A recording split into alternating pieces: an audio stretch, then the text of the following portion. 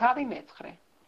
სავლე კი, რომელიც ჯერ კიდევ სიკვდილის მუქარით სუნთქავდა უფლის მოწაფეთა წინააღმდეგ, მღვდელმთავართან გამოცხადდა და სთხოვა ბარათები დამასკოს სინაგოგებისადმი, რომ ვისაც იპოვიდა ამ გზაზე მდგომს, მამაკაცებს თუ დედაკაცებს, შებორკილი მieყვანა იერუსალიმში.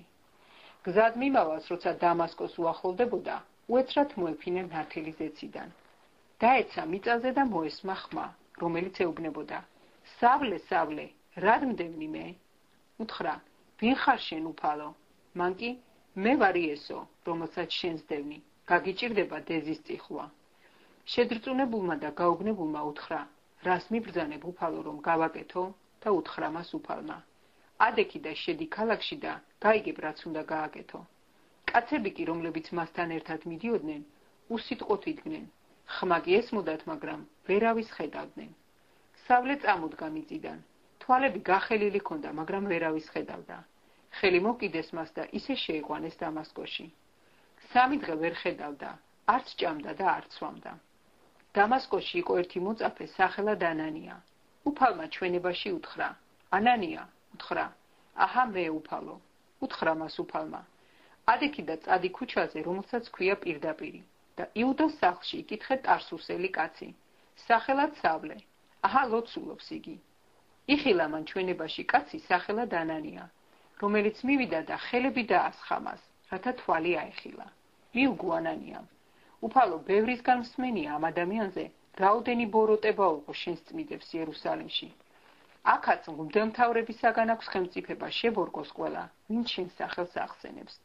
მაგრამ უფალმა უთხრა მას: წადი, ვინაიდან ის არის ჩემი რჩეული ჭურჭელი, რათა ატაროს ჩემი სახელი წარმართა მეფეთა და ისრაელიანთა წინაშე. გვაჩვენებ მას, რამდენი უნდა იტანჯოს ჩემი სახელის გულისთვის. წავიდა ანანია, შევიდა იმ სახლში, დაასხა მას ხელები და უთხრა: ძმაო სავლე, უფალმა გამომგზავნა მე იესომ, რომელიც გეჩვენა გზაზე, სადაც მიდიოდი, რომ თვალი აგეხილოს და აღივსოს სული წმიდით, და მაშინვე თითქოს ქერცლი მოსძვრაო მის თვალებს, თვალები აეხილა, ადგა და მოინათლა. მიიღო საჭმელი და მომაგრდა. დამასკოში მყოფ მოწაფეებთან დაჰყო რამდენიმე დღე. სასწრაფოდ დაიწყო სინაგოგებში ქადაგება იესოზე, რომ ის არის ძე ღვთისა. ყველა მსმენელს უკვირდა და ამბობდა: ნუ თუ ეს ის კაცია, იერუსალიმში რომ სპობდა ამ სახელის მხმობელს და აქაც იმისათვის მოვიდა, რომ შებორკილნი წაიყვანოს ისინი მუდემთავრებთან. სავლე კი თანდათან სულ უფრო ძლიერდებოდა და განაცვიფრებდა დამასკოში მცხოვრებ იუდეველებს და ამტკიცებდა, რომ ეს არის ქრისტე. მრავალი დღის შემდეგ იუდეველები შეითქმნენ მის მოსაკლავად. სავლემ გაიგო მათი შეთქმულების ამბავი. ისინი კი დღედაღამს დაარაჯობდნენ კარიბჭესთან, რომ მოეკლათ იგი. მოწაფეებმა ღამით აიყვანეს იგი და გალავნიდან ჩაუშვეს გოდრით. სავლე მივიდა იერუსალიმში და ცდილობდა მოწაფეებს შეერთებოდა, მაგრამ ყველას ეშინოდა მისი, არ სჯეროდათ თუ მოწაფე იყო იგი. ბარნაბამ წაიყვანა იგი, მიგვარა მოციქულებს და მოუთხრა მათ თუ როგორ იხილა გზაში უფალი, რომელიც ელაპარაკა მას და როგორ გაბედულად ლაპარაკობდა იგი დამასკოში იესოს სახელით. და დარჩა იგი მათთან. გამოდიოდა და შედიოდა იერუსალიმში და გაბედულად ლაპარაკობდა უფლის სახელით. ლაპარაკობდა და ეპაექრებოდა აგრეთვე გაბერძნებულთ. ისინი კი მის მოკვლას ცდილობდნენ. როცა შეიტყვეს ეს ძმებმა, წაიყვანეს იგი კესარიას და ტარსუსში გაგზავნეს. ხოლო ეკლესიას მთელ იუდეაში, გალილეასა და სამარიაში მშვიდობა ჰქონდა. შენდებოდა, ვიდოდა უფლის მოშიშები და სულიწმიდის ნუგეშის ცემით მრავლდებოდა. ერთხელ ყველა ადგილის შემოვლისას პეტრე მივიდა წმიდებთანაც, რომლებიც ლიდაში ცხოვრობდნენ. იქ ნახა ერთი კაცი სახელად ენიასი, რომელიც 8 წელიწადს დავრდომილი იწვა სარეცელზე. უთხრა მას პეტრემ: ენიას, გკურნავ შენ იესო ქრისტე, ადექ და დაიგე ლოგინი. და ის მაშინვე წამოდგა.